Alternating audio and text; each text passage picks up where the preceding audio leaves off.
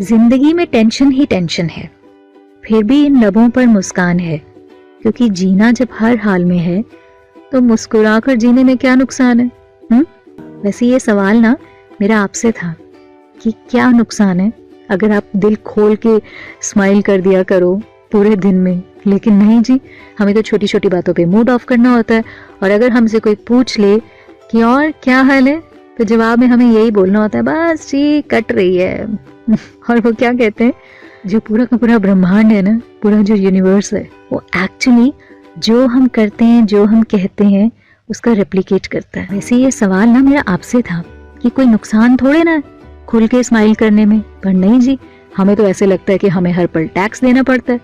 इसीलिए अगर सामने से भी कोई स्माइल कर रहा होता है तो हम यही सोचते हैं जरूर कोई इसको मुझसे मतलब होगा, तभी आज सवेरे सवेरे इतनी ब्रॉड स्माइल दी जा रही है।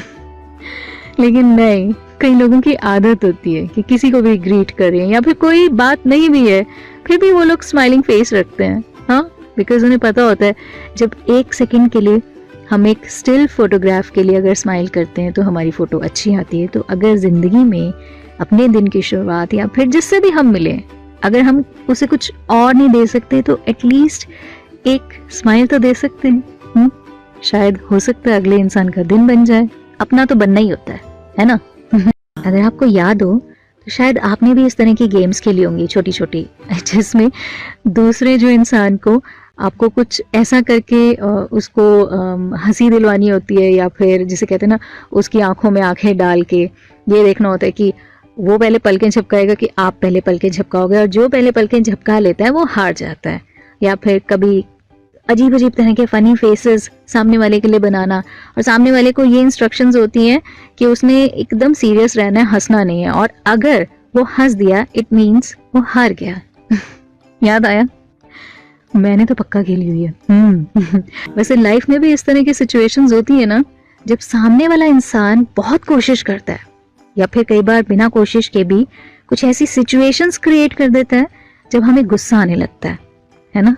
और अगर हमें गुस्सा आ जाता है इट मीन्स हमारा पेशेंस लेवल बहुत ही कमजोर है। और अगर हमें गुस्सा नहीं आता, कैसी भी सिचुएशन हो जाए, इट मीन्स सही रास्ते पे जा रहे हैं जी। बहुत टाइम पहले की बात है, एक इंसान एक गांव में रहता था। लोग कहते थे उसे गुस्सा बिल्कुल नहीं आता था।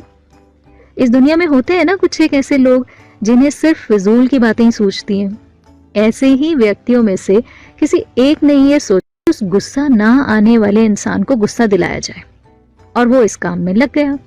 उसने कई लोगों की एक टोली बना ली और उस इंसान के नौकर से कहा, देखो भाई, अगर तुम अपने मालिक को गुस्सा दिला दोगे तो तुम्हें हम एक बहुत अच्छा सा गिफ्ट देंगे।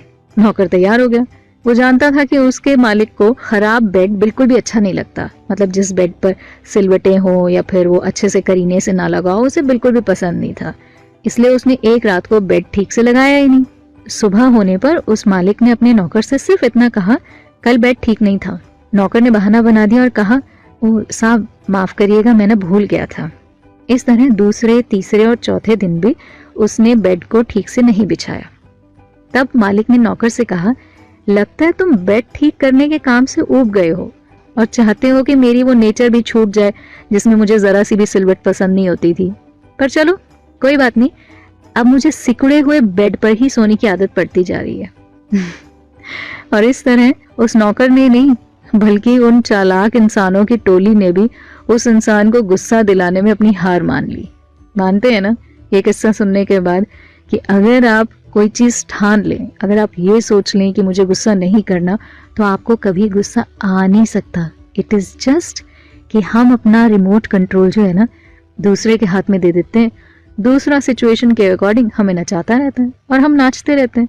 तभी तो हम कभी भी ये नहीं मानते कि गुस्सा अगर हमें आ जाता है तो ये हमारी मिस्टेक होती है। हम हमेशा यही कहते हैं, फलाने ने मुझे गुस्सा दिलवाया, इसकी गलती थी, नहीं तो हम तो एकदम ठीक ठाक जा रहे थे।